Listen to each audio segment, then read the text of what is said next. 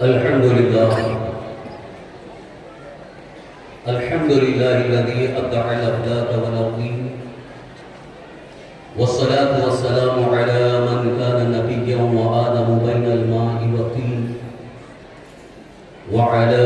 آله وأصحابه الطيبين الطاهرين أما بعد فأعوذ بالله من الشيطان الرجيم بسم الله الرحمن الرحيم فلولا نفر من كل فرقة منهم طائفة يتفقهوا في الدين صدق الله مولانا العظيم وبلغنا رسوله النبي الأمين الكريم ونحن على ذلك لمن الشاهدين والشاكرين والحمد لله رب العالمين. منبر رسول پر جلوہ فرما لائق صد تعظیم و احترام علماء ملت اسلامیہ و حاضرین اجلاس، برادران اہل سنت، قابل احترام بزرگوں، دوستوں، عزیز ساتھیوں، عفت مآب پردہ نشین خواتین اسلام، السلام علیکم ورحمۃ اللہ وبرکاتہ. حصول برکت کے لیے آئیے مرافع کر انتہائی ادب احترام اور خلوص و محبت کے ساتھ ہمارے اور ساری کائنات کے مرکز عقیدت حضور سید عالم، تاجدار دو عالم، فخر بنی آدم، سرور کائنات ارواحنا فداہ جناب محمد رسول اللہ صلی اللہ تعالی علیہ وآلہ وسلم کی بارگاہ بے کس پناہ میں جھوم جھوم کر بآواز بلند درود و سلام کا نذرانہ پیش کرنا پڑھیں. اللہم صلی وسلم علی سیدنا مولانا محمد معادن الجود والکرم وعلی آلہ وصحبہ وبارک وسلم. صلاة و سلام علیک یا رسول اللہ، صلاة و سلام علیک یا حبیب اللہ.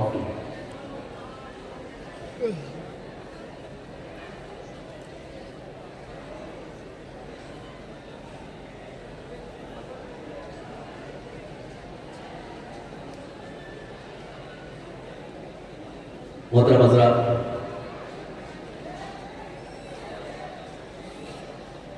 آج کا یہ نورانی عرفانی اجلاس جس میں ہم اور آپ شرکت کی سعادتیں حاصل کر رہے ہیں،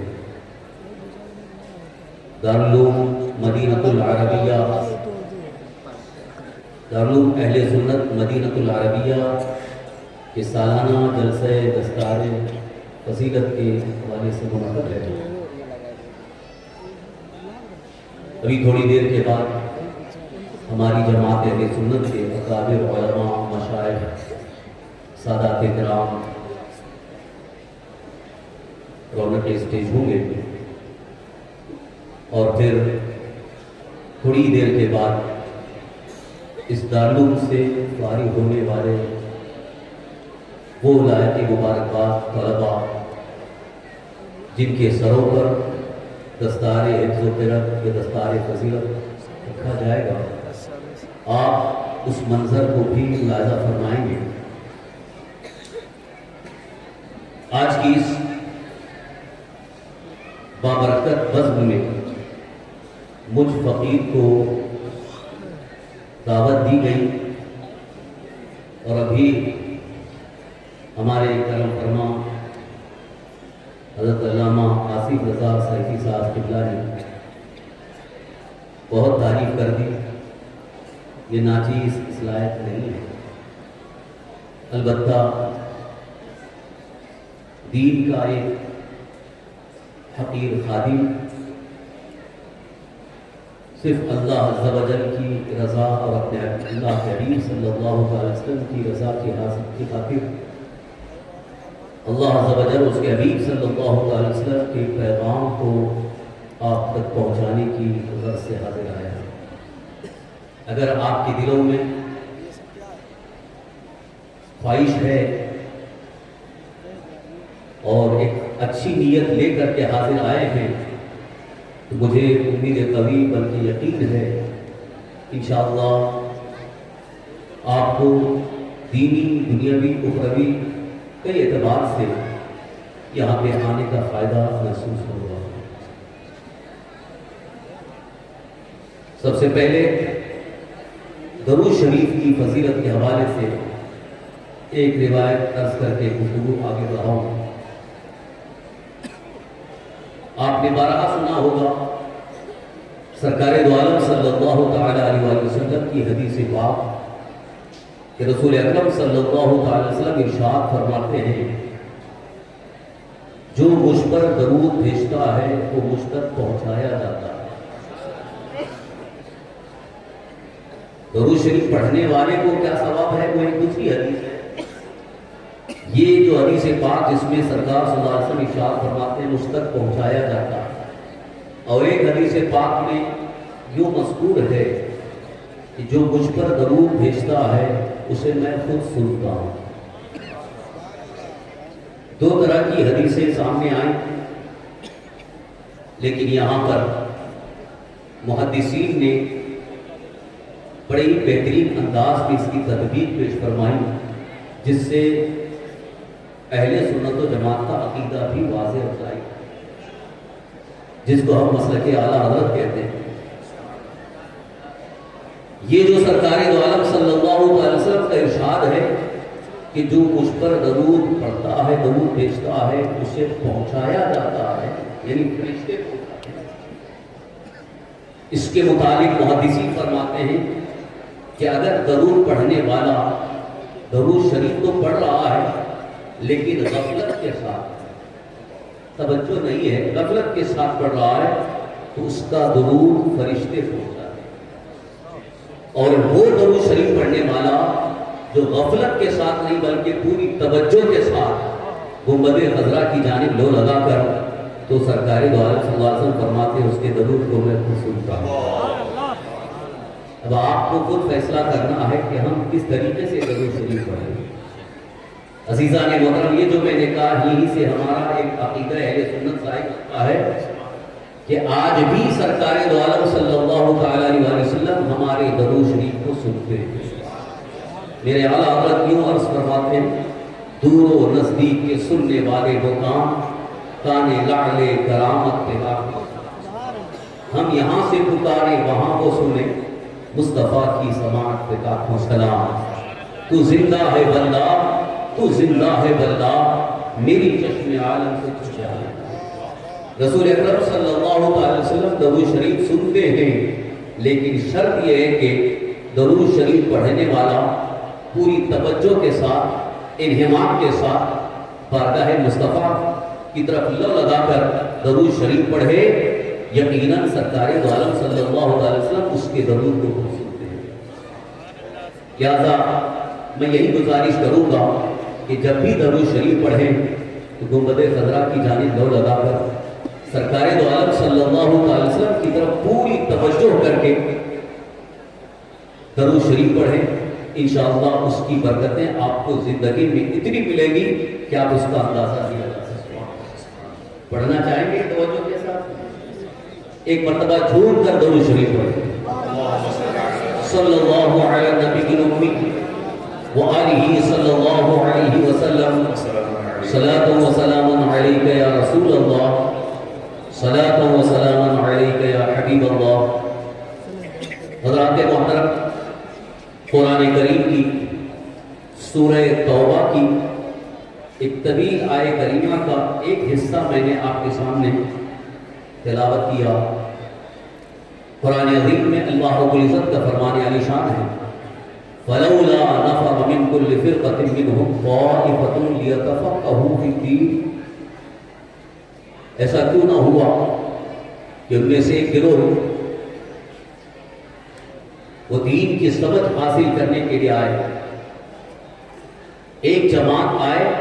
اور وہ دین کی سمجھ حاصل کرے۔ قرآن کریم کی اس آیہ کریمہ کی روشنی میں ایک خاص پیغام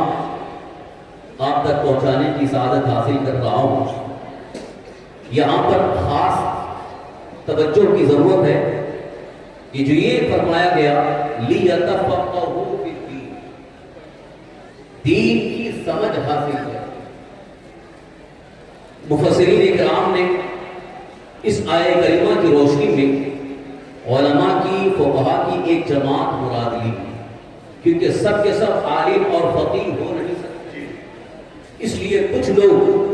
اس بات کے لیے تیار ہو جائیں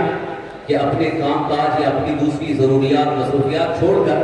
وہ دین کی خاص سمجھ حاصل کریں، جسے فقہ کہا گیا، تو فقہ حاصل کرنے کی دعوت دی گئی۔ قرآن کریم کی روشنی میں فقہ حاصل کرنے کی دعوت دی گئی۔ اب یہ فقہ کیا ہے، فقہ کیوں ضروری ہے، اور فقہ کی کیا عظمت ہے، اس چیز کو آج میں بہت آسان انداز میں، بہت مختصر انداز میں سمجھانا چاہوں گا۔ علماء سمجھ گئے ہیں کہ میں یہ گفتگو کی وجہ کیا ہے۔ ایک تو علمی مجلس ہے، دارالعلوم کا جلسہ ہے، فارغ التحصیل ہونے والے یہاں علماء بھی موجود ہوں گے، اساتذہ بھی موجود ہوں گے۔ آج فقہ سے پہلو دہی اور فقہ سے دوری کی بنیاد پر غیر مقلدیت کا فتنہ بہت تیزی کے ساتھ ہوا۔ قرآن و حدیث کے نام پر امت مسلمہ کو گمراہ کرنے کے لیے ایک بڑی جماعت تیار ہو گئی۔ یوں تو دیکھا جائے تو کوئی بڑی جماعت نہیں ہے، چند ایسے یوٹیوب پر نظر آتے ہیں، ویب سائٹ پر نظر آتے ہیں جو بہت زیادہ بکواس کرتے نظر آتے ہیں، علماء اور فقہاء کی حیثیت کو معاذ اللہ گھٹانے کی کوشش کرتے ہیں، یہاں تک کہ ائمہ مجتہدین جن کو ہم چار امام کہتے ہیں، امام اعظم ابو حنیفہ، امام مالک، امام شافعی، امام احمد بن حنبل رضی اللہ تعالی عنہ، ان ائمہ اربعہ کی فقہ کو اور ان کے اجتہاد کو بالکل ہی سائڈ کر کے صرف قرآن اور حدیث کو دلیل بنانے کی دعوت دی جا رہی ہے۔ اور ہماری قوم کا ایک طبقہ، خاص طور پر نوجوان طبقہ، تعلیم یافتہ طبقہ جو اپنے آپ کو ایجوکیٹڈ کہتے ہیں، یونیورسٹی میں پڑھ رہے ہیں، ان کو تھوڑا سا دین کا شوق پیدا ہوتا ہے تو اب وہ قرآن و حدیث کے نام پر جب غیر مقلدین کی باتیں سامنے آتی ہیں کہ فلاں حدیث میں یہ ہے، فلاں حدیث میں یہ ہے، حدیث نمبر یہ، حدیث کی کتاب یہ، بخاری میں یہ حدیث ہے، بس حدیث مل گئی اور اسی کو وہ اپنے لیے دلیل بنا کر اسی پر عمل کی دعوت دیتے نظر آ رہے ہیں۔ حالانکہ فقہ کی روشنی میں جو حکم ثابت ہے اس کا سراسر انکار کیا جا رہا ہے، اس کو دور کیا جا رہا ہے۔ اس کے متعلق کئی مثالیں ہیں، میں زیادہ تفصیل میں نہیں جا رہا ہوں اس لیے کہ وقت بہت کم ہے اس عنوان پر تفصیلی خطاب کے لیے۔ آج اس بات کو سمجھنا ضروری ہے کہ ہمارے دین کی جو عظمت ہے، اللہ تبارک و تعالیٰ نے جو ہمیں ایک عظیم الشان دین عطا فرمایا، اس دین کے اندر کتنی خوبیاں ہیں، اس دین کے اندر کتنی لچک ہے، اس دین کے اندر کتنی افاقیت ہے، اس دین کو سمجھنے کی ضرورت ہے۔ عزیزان محترم، وہ اللہ رب العزت کا مقدس دین جس کے متعلق قرآن کریم میں اللہ تعالیٰ نے ارشاد فرمایا، ان الدین عند اللہ الاسلام، بے شک دین اللہ کے نزدیک اسلام ہی ہے۔ اس بات کو پوری دنیا کے مسلمان تسلیم کرتے ہیں، اللہ کے نزدیک دین اسلام ہی اصل دین ہے، قرآن سے بھی یہی ثابت ہے۔ اور اللہ رب العزت نے یہ بھی ارشاد فرمایا، وَمَن يَبْتَغِي غَيْرَ الْإِسْلَامِ دِينًا فَلَن يُقْبَلَ مِنْهُ، جو اسلام کے علاوہ کوئی دوسرا دین لے کر آئے اسے قبول نہیں کیا جائے گا۔ کسی دوسرے مذہب پر عمل کرنے والے کے کسی عمل کو قبول نہیں کیا جائے گا، بارگاہ الہی میں اسے مقبولیت حاصل ہو ہی نہیں سکتی، چاہے کتنا ہی اچھا اس کا عمل کیوں نہ ہو۔ عزیزان محترم، اب دین کے متعلق قرآنی آیات تو آپ سن رہے ہیں اور کئی آیات کریمہ اس سلسلے میں موجود ہیں، لیکن دین کو اصل سمجھا کیسے جائے، دین کا مکمل چہرہ کیسے سامنے آئے، دین کا سمجھنا کیا ہر ایک کے لیے آسان ہے؟ یوں تو ظاہری طور پر جو دین کے بنیادی ارکان ہیں، جن کو ہم 5 ارکان اسلام کہتے ہیں، کلمہ، نماز، روزہ، حج، زکوٰۃ، جن کو ارکان اسلام کہا جاتا ہے، لوگ اس بات کو تو اچھی طرح سے سمجھ سکتے ہیں کہ ہمارا دین یہ ہے جس میں نماز بھی ہے، رمضان شریف کا روزہ بھی ہے، زکوٰۃ بھی ہے، حج بھی ہے، کلمہ طیبہ بھی ہے، لہذا اس کو دین قرار دیا گیا ہے۔ لیکن جب دین کی باریکیوں کی طرف توجہ کی جاتی ہے کہ نماز کے احکام و مسائل کیا ہیں، روزے کے احکام و مسائل کیا ہیں، زکوٰۃ کے احکام و مسائل کیا ہیں، حج کے احکام و مسائل کیا ہیں, نکاح اور طلاق کے مسائل کیا ہیں, علم المیراث کے احکام اور مسائل کیا ہیں, ان کی گہرائی اور گہرائی کی طرف جب توجہ کی جاتی ہے تو یقیناً بہت سارے لوگ یہ کہتے نظر آتے ہیں قرآن میں اس کا کہیں ذکر آیا نہیں ہے, حدیث پاک میں کہیں ذکر نہیں آیا ہے. نماز کے بہت سارے ایسے مسائل ہیں جن کو صراحتاً قرآن میں کہیں کوئی پا نہیں رہا ہے, تو یہ کہتا ہے قرآن میں امام اعظم ابو حنیفہ کا پیش کیا ہوا مسئلہ قرآن میں نہیں ہے. پوری حدیثیں ہم نے تلاش کر لی ہیں, بخاری, مسلم, ترمذی, ابن ماجہ, ابو داؤد, نسائی, کسی حدیث کی کتاب میں امام اعظم ابو حنیفہ کا پیش کردہ مسئلہ نہیں ہے. لہذا ہم امام اعظم ابو حنیفہ کی بات مانیں یا رسول اللہ کی بات مانیں, قرآن کو مانیں یا امام کی بات مانیں, یہ فتنہ پوری دنیا کے اندر اس قدر سر اٹھایا ہوا ہے. بہت سارے اہل سنت و جماعت سے تعلق رکھنے والے وہ اپنا دامن چھڑا کر کے یعنی اہل سنت و جماعت سے الگ ہونے کی تیاری میں لگے ہوئے ہیں, اس لیے کہ ان کے یہ نظر آ رہا ہے ان کے یہاں دین بالکل آسان ہو گیا ہے. ان کے یہاں دین کا مطلب صرف یہ ہے کہ قرآن سے ایک آیت مل جائے یا کوئی حدیث صحیح مل جائے, حدیث صحیح مل جائے, وہی ہمارا دین ہے. عزیزان محترم, اگر دین کسی کا نام ہوتا تو سرکار دو عالم صلی اللہ علیہ وسلم کے زمانے پاک میں حضرت عبداللہ ابن عمر کی طرف رجوع نہ کیا جاتا, حضرت عبداللہ ابن مسعود کی طرف رجوع نہ کیا جاتا, حضرت عبداللہ ابن عباس کی طرف رجوع نہ کیا جاتا رضی اللہ تعالیٰ عنہ. صحابہ کے دور میں جبکہ ہر صحابی عربی زبان کے ماہر ہیں, ہر صحابی حضور صلی اللہ علیہ وسلم کی حدیثوں کو بھی جانتے ہیں, مگر اس کے باوجود نماز کا کوئی مسئلہ آتا ہے تو آتے ہیں حضرت عبداللہ ابن عمر رضی اللہ عنہ کی بارگاہ میں, حضرت عبداللہ ابن مسعود رضی اللہ عنہ کی بارگاہ میں, ان سے پوچھتے ہیں میں عرض کرنا چاہتا ہوں کیا صحابہ کو کے پاس قرآن موجود نہیں تھا, کیا صحابہ کے پاس حضور کی حدیثیں موجود نہیں تھی, جبکہ کثیر الروایات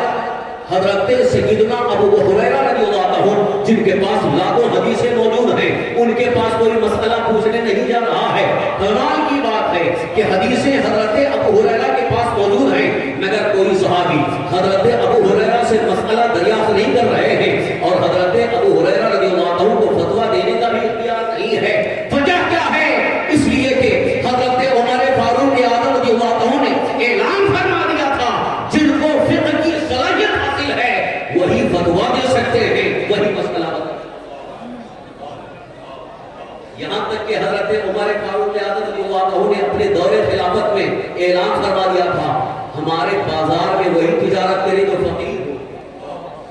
جس کو فقہ کی صلاحیت حاصل ہو وہی تجارت کرے, وہی کاروبار کرے. اس لیے کہ تجارت کے اتنے مسائل ہیں, اتنے احکام ہیں, اس کو غیر فقیر کو جان نہیں سکتا ہے. آج معمولی عالم نہیں جان سکتا ہے, فقیر کو ہی اس کی باریکیاں معلوم ہے. حلت و حرمت کا کیا معاملہ ہے, کون سی بیع جائز ہے, کون سی بیع ناجائز ہے, کون سی بیع مکروہ ہے, کون سی بیع باطل ہے, اس کے متعلق فقیر ہی جان سکتا ہے. لہذا غیر فقیر کو اس کے متعلق معلومات نہیں. اس لیے حضرت عمر فاروق اعظم رضی اللہ عنہ نے تاکید فرما دیا تھا کہ بازار میں تجارت کرنے والا فقیر ہو.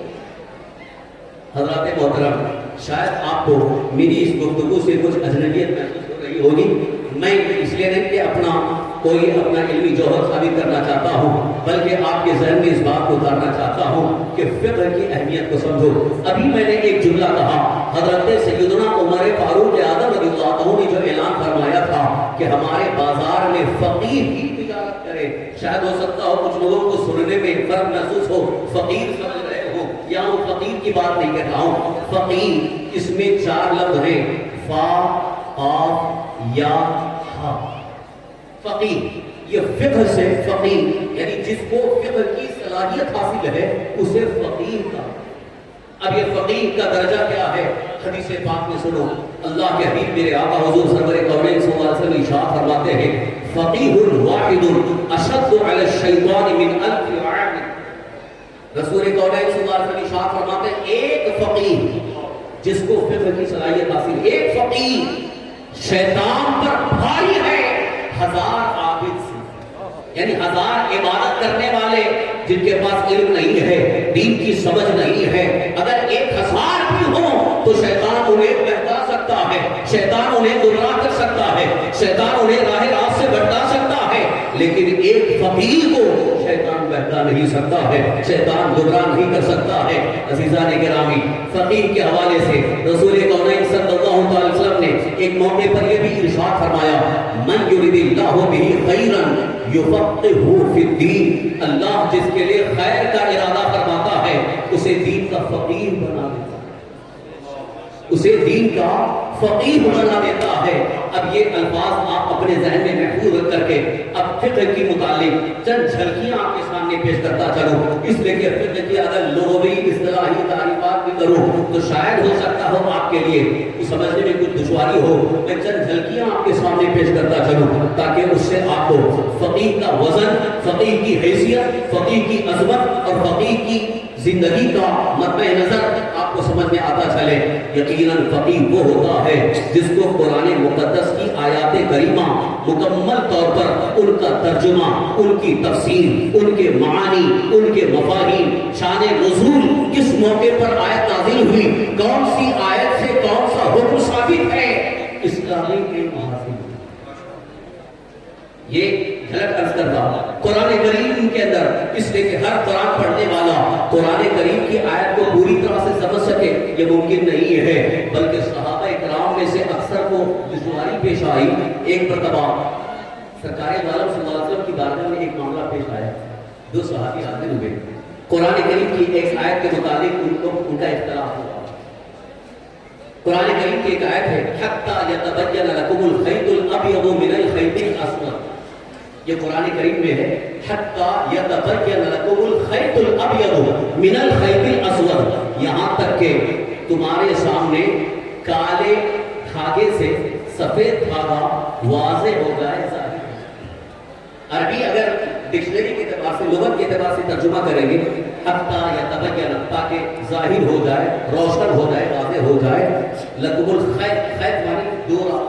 دھاگا، خیط الابیض سفید دھاگا، من الخیط الاسود کالے دھاگے سے۔ اب آپ کیا سمجھ رہے ہیں قرآن کریم کی آیت کو؟ جو لوگ یہ کہتے ہیں کہ قرآن تو آسان ہے، کوئی سمجھ سکتا ہے، ابھی چند دنوں پہلے یہی بیوقوف ڈاکٹر ذاکر نائک کہتا تھا قرآن بہت آسان ہے، علماء کے پاس جانے کی ضرورت نہیں، عالم کے پاس جانے کی ضرورت نہیں، مفتی کے پاس جانے کی ضرورت نہیں، فقیہ کے پاس جانے کی ضرورت نہیں، قرآن خود پڑھو سمجھ میں آ جائے گا۔ میں ان سے پوچھنا چاہتا ہوں آپ ذرا بتاؤ قرآن کریم کی اس آیت میں کیا مطلب ہے، کیا مفہوم ہے کہ اللہ تعالیٰ فرما رہا ہے کہ تمہارے لیے ظاہر ہو جائے کالے ڈورے سے، کالے دھاگے سے سفید دھاگا، کیا وہ سمجھ میں آیا؟ صحابہ کو دشواری ہو گئی، سمجھ نہیں پا رہے تھے، تو معاملہ یہ ہوا کہ انہوں نے یہ سمجھا، اسی لیے وہ کیا کرتے تھے، حکم تو اتنا سمجھ میں آ رہا تھا کہ یہ سحری کے وقت کا ذکر آ رہا ہے، کیونکہ روزہ رکھنے کے لیے سحری کب تک کیا جائے، یعنی کب تک کھانے پینے کا انتظام کیا جائے، کب سے روزہ رکھا جائے، تو اس کے لیے قرآن کریم کی آیت نازل ہوئی تھی، مگر صحابہ اس کو یہ سمجھ لیے، بعض صحابہ نے اپنے تکیے کے پاس ایک سفید دھاگا اور ایک کالا دھاگا رکھ لیا، جب دیکھتے کہ سفید دھاگا ظاہر ہو رہا ہے سمجھ جاتے کہ ہاں سحری کا وقت ختم ہو گیا ہے۔ بارگاہ رسالت میں آپ صلی اللہ علیہ وسلم میں یہ معاملہ پیش آیا، حضور صلی اللہ علیہ وسلم مسکرائے، حضور نے فرمایا اس کا یہ مطلب نہیں، بلکہ اس کا مطلب یہ ہے یہ رات کا اندھیرا، جب اندھیرا چھایا رہتا ہے اور جب اندھیرا چھٹنے لگتا ہے صبح صادق نمودار ہوتی ہے، خیط ابیض سے مراد صبح صادق ہے۔ آپ ذرا غور کریں، رسول پاک صلی اللہ تعالی علیہ وسلم کے زمانے میں صحابہ اکرام میں سے بعض حضرات کو قرآن کی آیت کا مفہوم اور مطلب سمجھنا دشوار ہو گیا، تو آج ہم کیا سمجھ پائیں گے؟ ماں و شمار کس گنتی میں ہیں، عام آدمی کیا سمجھ پائے گا؟ لہذا قرآن کو سمجھنے کے لیے حدیث پاک سمجھنا ضروری ہے، حدیث پاک کو سمجھنے کے لیے فقہ ضروری ہے۔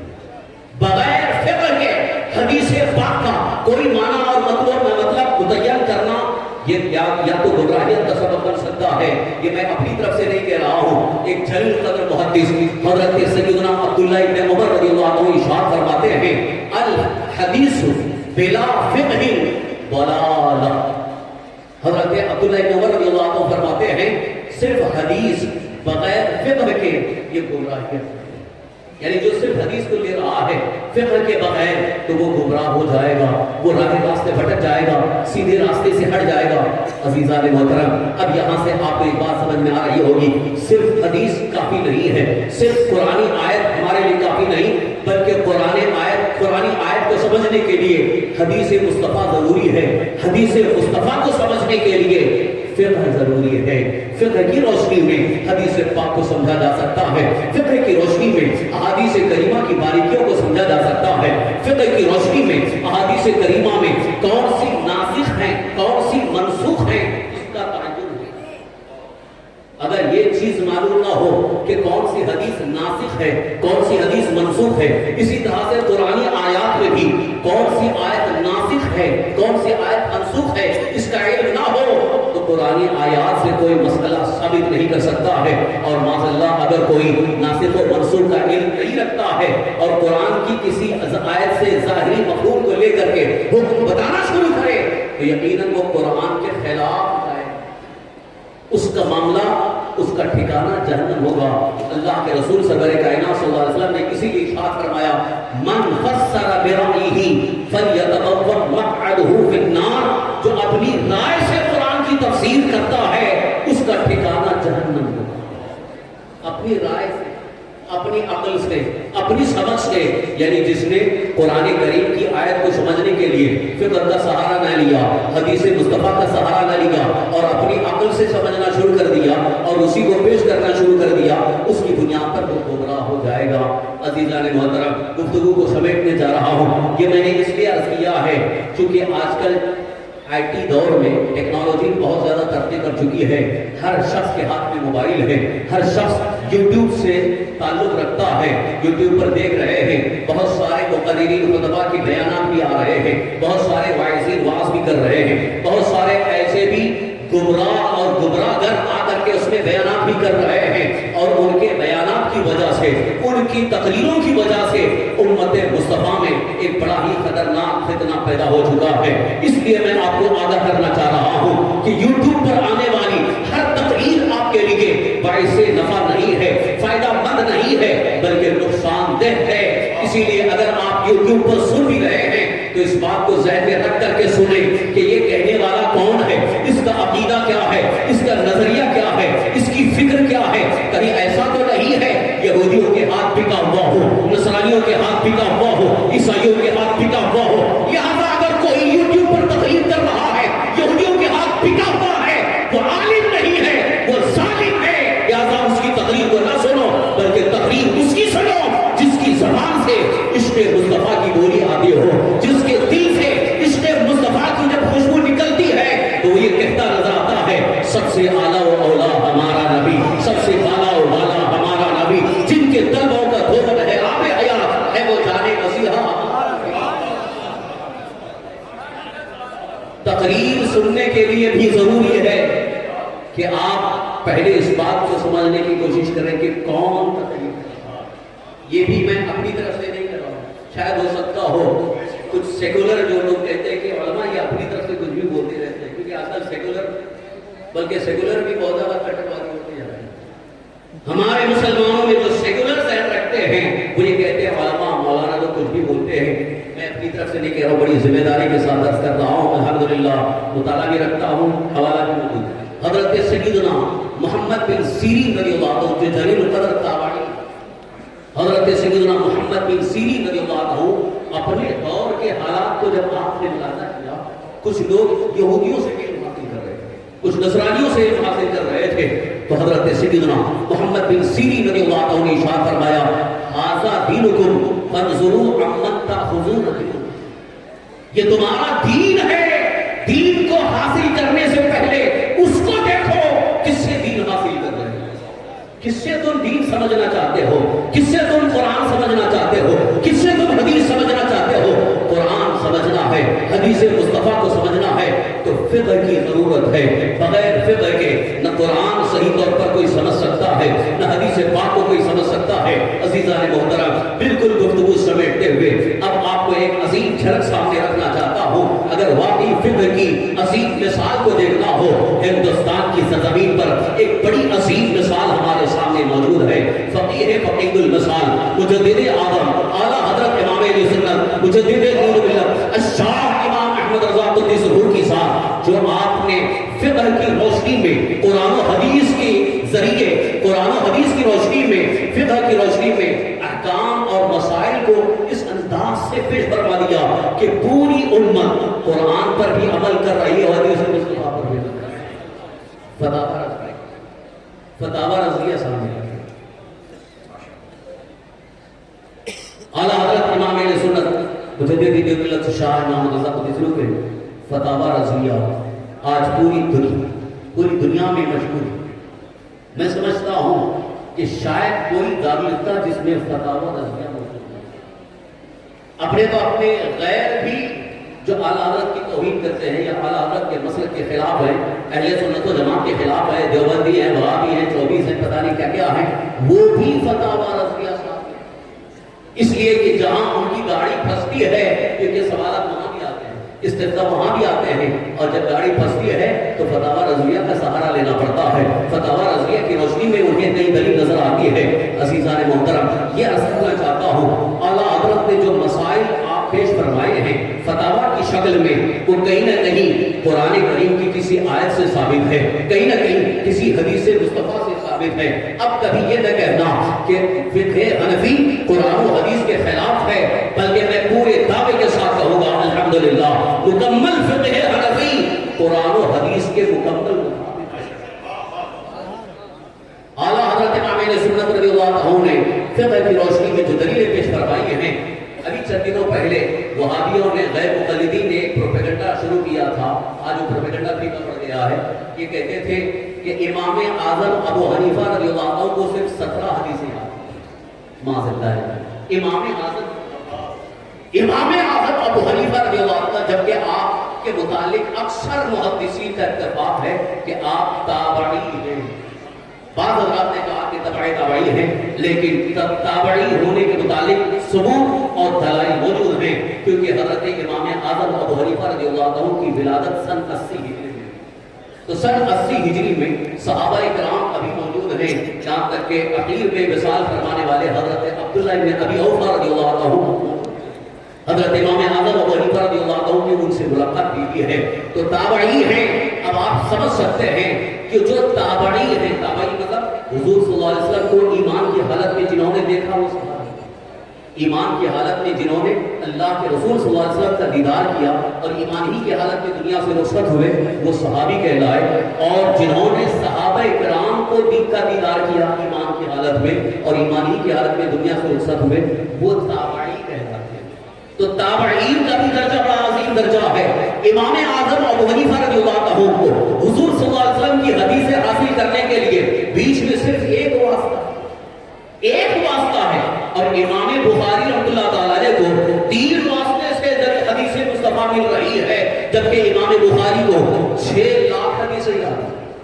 امام بخاری کو 6 لاکھ حدیثیں یاد ہیں، اس بات کو تسلیم کرتے نظر آ رہے ہیں۔ 3 واسطے سے پانے والے امام بخاری کو 6 لاکھ حدیثیں یاد ہیں۔ امام اعظم ابو حنیفہ رضی اللہ عنہ، جبکہ حضور صلی اللہ علیہ وسلم سے آپ کو ایک ہی واسطہ ہے، بیچ میں صحابی ہیں، یا 2 واسطہ، بیچ میں تابعی ہیں۔ عزیزان محترم، حضرت امام اعظم ابو حنیفہ رضی اللہ عنہ کے علم حدیث کو دیکھنا ہو تو مسند امام اعظم ابو حنیفہ کو دیکھو، مکمل احادیث کریمہ کو اپنے جمع فرمایا ہے۔ وہ بھی اگر توفیق نہیں ہوتی ہے تو اعلیٰ حضرت امام اہل سنت مجدد دین ملت شاہ امام محمد رضا قدس کے فتاوی رضویہ کے اندر جو آپ نے مسائل، احکام اور عقائد بیان فرمائے، اور احکام و مسائل کے لیے جو دلیلیں احادیث کریمہ کی روشنی میں ہیں،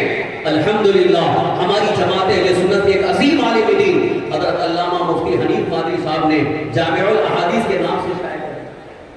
جس میں کئی ہزار حدیثیں موجود ہیں۔ لہذا پتہ چلا امام اعظم ابو حنیفہ رضی اللہ عنہ کو 17 حدیثیں کا دعویٰ کرنے والے خود ہی ان کی نگاہوں میں نگاہیں فقہ ہو گئی جب اعلیٰ حضرت کے فتاوی رضویہ کا مطالعہ کیا ہے۔ حضرات محترم، عرض یہ کرنا ہے کہ دین کو سمجھنا ہے تو یقیناً فقہ کی ضرورت ہے۔ اب اسی فقہ کو حاصل کرنے کی طرف دعوت قرآن پاک میں پیش فرمائی گئی۔ اللہ تعالیٰ نے ارشاد فرمایا فقہ کو حاصل کرنے کے لیے کیوں نہ ہو کہ ایک جماعت جائے۔ آپ جانتے ہیں آج ہمارے جو مدارس قائم ہیں، دینی ادارے قائم ہیں، دارالعلوم، جامعہ، مدارس اسلامیہ، یہ کیا ہیں، کیوں قائم کیے گئے؟ ان مدارس عربیہ، ان دینی مدارس کے قائم کرنے کی ایک سب سے اصل وجہ، سب سے اہم بنیادی ضرورت دینی علم اور فقہ کو بتانا اور فقہ کے ذریعے آراستہ.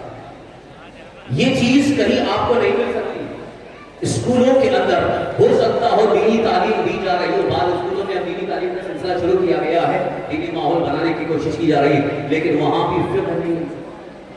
فقہی روشنی نہیں مل سکتی ہے. اگر آپ کو فقہ کی روشنی چاہیے تو آپ کو دارالعلوم میں آنا پڑے گا، جامعہ میں آنا پڑے گا. یہی وہ دارالعلوم ہیں جہاں سے بڑے بڑے علماء فارغ ہو رہے ہیں، فقہا نکل رہے ہیں، جنہوں نے پورے مکمل دین کو سنبھالا ہے، دین کی تبلیغ و اشاعت کی ذمہ داری سنبھالی ہے. اور آج بھی دین پر کبھی حملہ ہوتا ہے، دین کے احکام کے رد و بدل کی بات آتی ہے تو عوام نہیں کھڑی ہوتی ہے. انہی مدارس سے سوکھی روٹی کھا کر کے پروان چڑھنے والے علماء اور فقہا سینہ سفر ہو جاتے ہیں، کھڑے ہو جاتے ہیں اور دین پر حملہ کرنے والے کا جواب دیتے ہیں. حضرات محترم، یہ ہمارے مدرسے آج دارالعلوم مدینہ العربیہ کے سالانہ جلسہ دستار کے موقع پر آپ حاضر ہیں. خاص طور پر وہ مبارکباد پیش کروں گا اس پورے دوست پور کے جیالے افراد کو، جنہوں نے اس دارالعلوم کو ترقی دینے میں بڑی کوششیں فرمائی ہیں. خاص طور پر حاجی رضی صاحب مرحوم کے فرزندان اور ان کے گھر والے، ان کے بھائی، ان کے رشتہ دار، جو کہ دل و جان سے اس ادارے کی ترقی کی طرف لگے ہوئے ہیں. میں دیکھ رہا ہوں ان کے اندر جو خلوص ہے، ان کے اندر جو ایک جذبہ ہے، ایک قربانی کا جذبہ ہے. الحمدللہ اسی خلوص کا نتیجہ ہے کہ دارالعلوم دن بدن ترقی کی طرف بڑھ رہا ہے. الحمدللہ اس پورے علاقے میں ایک معیاری ادارے کے لیے جہاں اس بات کو آپ کھڑے ہو جائیں بڑے ادب اور احترام کے ساتھ منبر نور کے علماء اور مشائخ بھی بہت ہی ممتاز اور بہت ہی عظیم، بہت ہی باکمال، بہت ہی مقبول شخصیت کے استقبال میں اپنے آپ کو قیام کی صورت میں لانے میں کامیاب ممتاز الفقہاء سراج الفقہاء محقق مسائل جدیدہ یادگار مشائخ اہل سنت حضرت شاہ حضور مفتی نظام الدین صاحب قادری رضوی صدر شعبہ افتاء جامعۃ الاشرفیہ مبارک پور اعظم گڑھ کی وہ تاریخی شخصیت کا ورود مسعود منبر شریف پر ہوا ہے.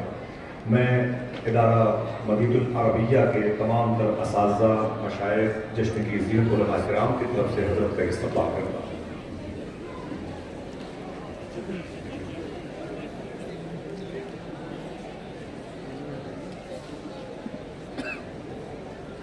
حضرات تشریف رکھے ہیں. حضرات الحمدللہ الحمدللہ دیکھ رہے ہیں آپ ہمارے اس منبر نور پر ہماری جماعت اہل سنت کے ایک عظیم فقیہ الاعظم، فقیہ اعظم، محقق مسائل جدیدہ، سراج الفقہاء حضرت علامہ مفتی محمد نظام الدین صاحب اللہ ادام اللہ فضلہ تشریف لا چکے ہیں اور حضرت کے چہرے انور کی زیارت کریں. میں بھی جس عنوان پر گفتگو کر رہا تھا فقہ کی ہے کے متعلق آپ کو کچھ باتیں بتا رہا تھا اور فقہ کے متعلق حضور اعلیٰ حضرت کی مثال اور ایک جھلک میں نے آپ کے سامنے پیش کی. اسی فقہ اور فقہا کی کا ایک عظیم نمونہ ہمارے استاد گرامی حضرت مفتی نظام الدین صاحب اللہ فقہا میں ایک عظیم درجہ رکھتے ہیں، جن کی فقاہت کا صرف ہندوستان کے علماء نے نہیں بلکہ بیرون ہند کے علماء نے بھی اعتراف کیا ہے. اور آپ کے مسائل میں خاص طور پر مسائل جدیدہ میں آپ کی تحقیق قابل اعتبار، قابل اعتراف ہے. عزیزان محترم، میں اپنے وقت کو پورا کرتے ہوئے بس تھوڑی دیر کے لیے حاضر خدمت ہوں. توجہ کے ساتھ سنیں، ایک مرتبہ جڑ کر درود شریف پڑھیں. اللهم صل وسلم على الجود والكرم وآله الكرام وبه الكريم وأمته الكريم وبارك وسلم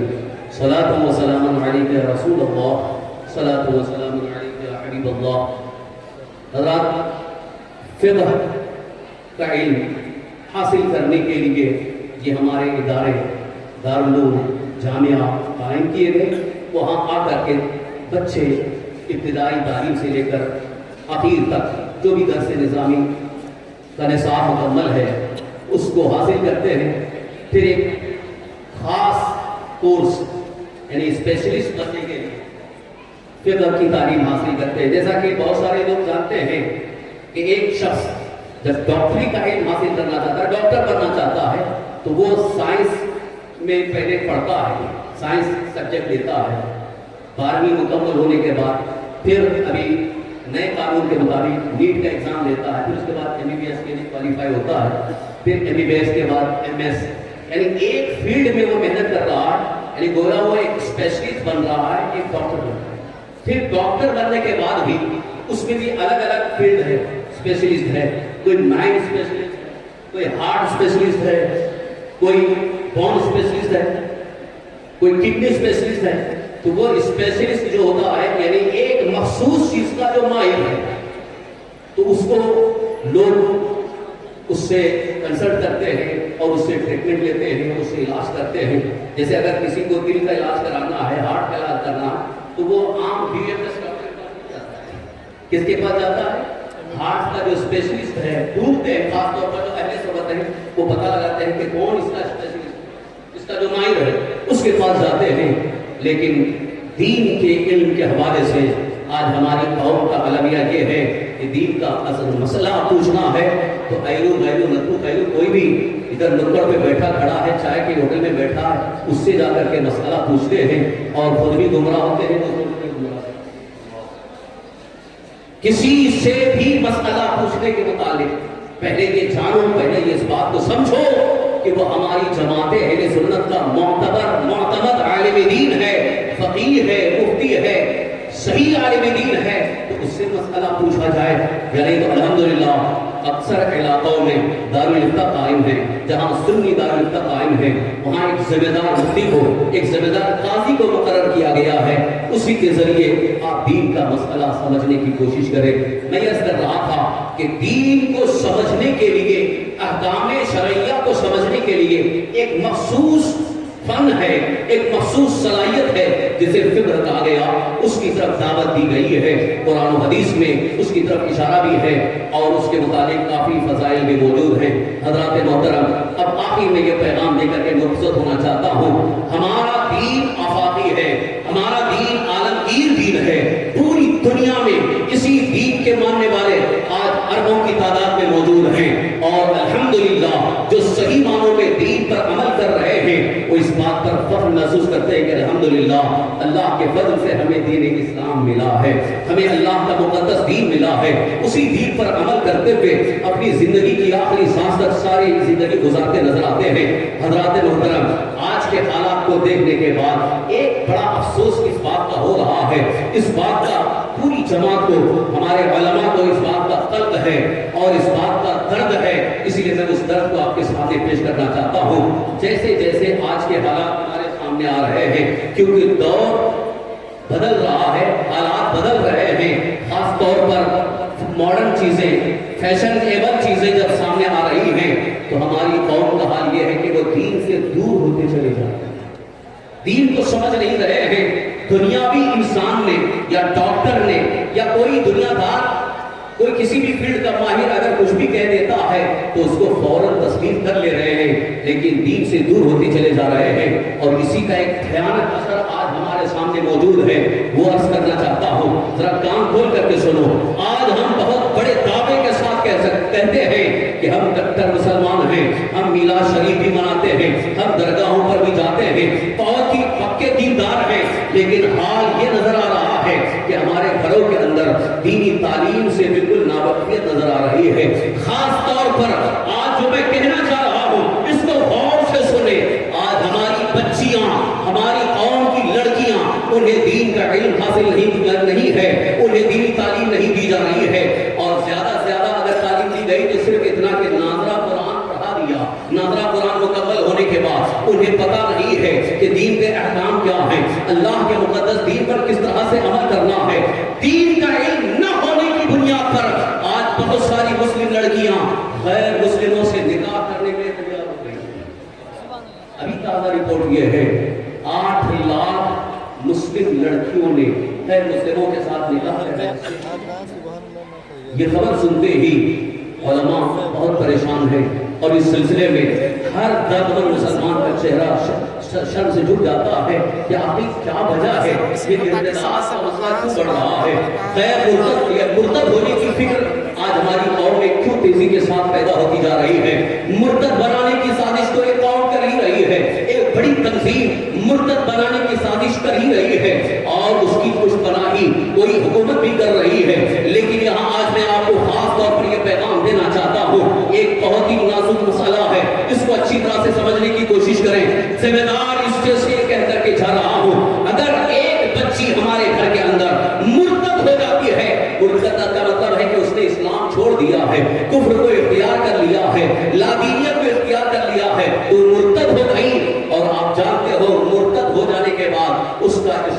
کوئی تعلق نہیں ہے, دین سے اس کا کوئی تعلق نہیں ہے. مرنے کے بعد اس کی نماز جنازہ نہیں پڑھی جائے گی, اسے مسلمانوں کے قبرستان میں دفن نہیں کیا جائے گا, اور اخروی اعتبار سے قرآن و حدیث کا فیصلہ ہے اسے جنت نصیب نہیں ہوگی. جو کفر کی حالت میں مر جائے اس کے لیے جنت نصیب نہیں ہے, اس کے لیے تو ہمیشہ ہمیشہ کے لیے جہنم ہے. لہذا آج اپنے بچوں اور اپنی بچیوں کو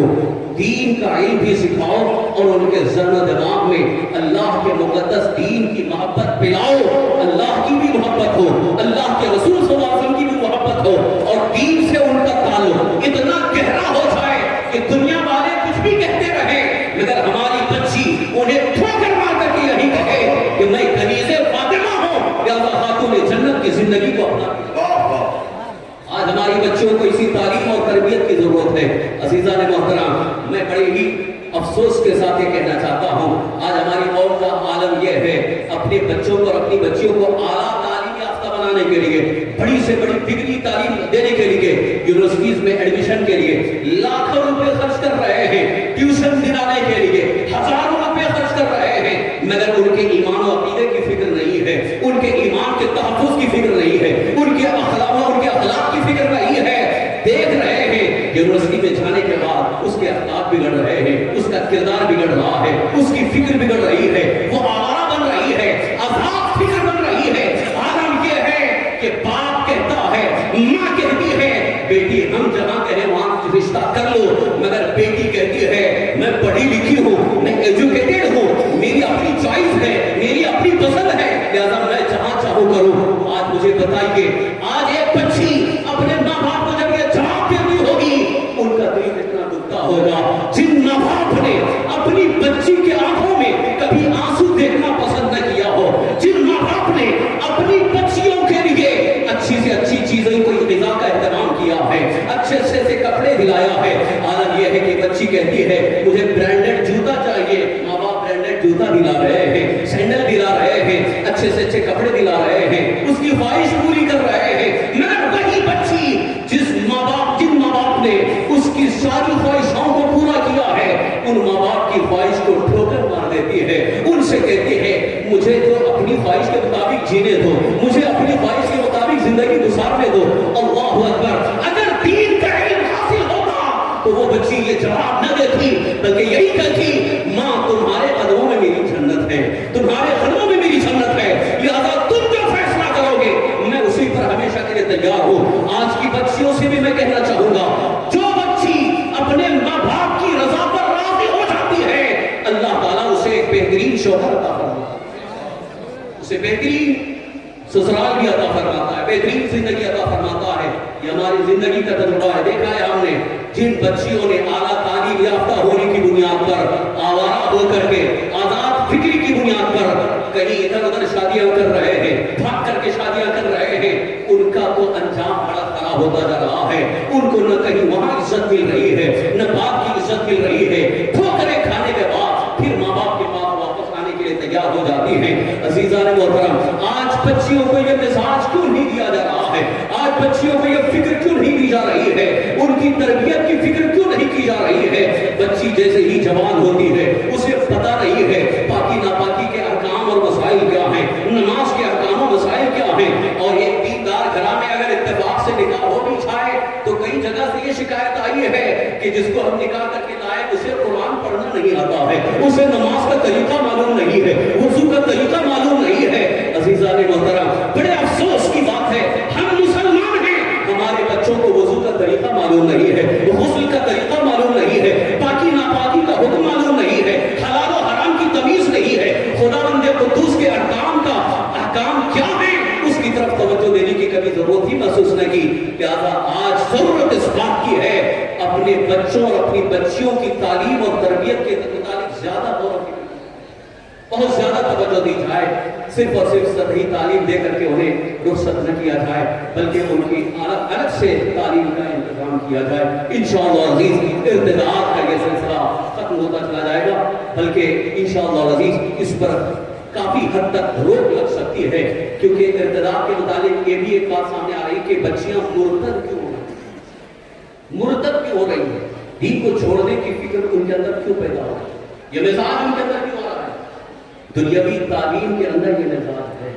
ہم دنیاوی تعلیم کے نفع اور اس کے فائدے سے انکار نہیں کرتے، یقیناً فائدہ مند ہے، لیکن ان کا جو مزاج وہاں جانے کے بعد بدل رہا ہے، اس کی وجہ یہ ہے کہ ہمارے گھر میں اسے دینی مزاج ملا ہی نہیں ہے. ہمارے گھر کے اندر دینی مزاج ملا ہوتا تو وہ بچی کالج میں بھی جانے کے بعد نقاب کے ساتھ رہنا پسند کرے گی، غیر محرم کے ساتھ ہاتھ ملانا پسند نہیں کرے گی. جبکہ شریعت مطہرہ کا حکم ہے کہ کوئی عورت، کوئی بچی وہ کسی غیر محرم سے اس طرح سے ہاتھ نہیں ملا سکتی، کیونکہ آج